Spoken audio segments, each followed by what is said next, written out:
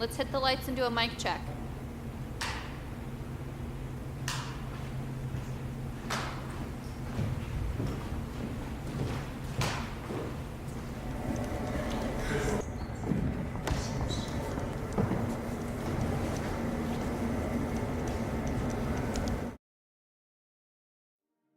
Growing up, I never felt safe with him around. I never felt like I was able to talk about who I truly was. And even when I grew up and became the person I wanted to be, everyone disappeared.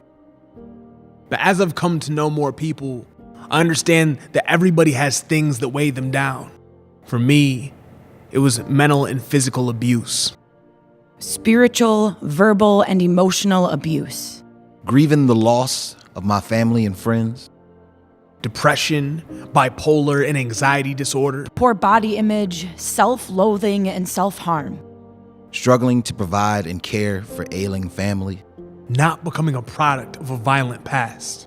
Loving myself for who I am and not for what others want me to be. Carrying on the memories of my loved one. We all have struggles. We all share struggles. So let's come together and create a space. And empower each other to unpack it.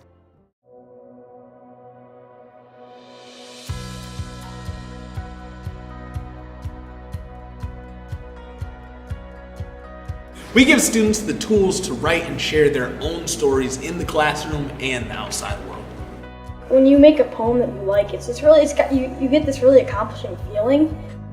You can get so much stuff off your chest, and people will really listen to what you're saying. It requires no thought. Just pick your race, check the box. We share our stories and inspire openness and vulnerability in auditoriums during assemblies. I feel like I can connect with people and that we all have something in common when we speak.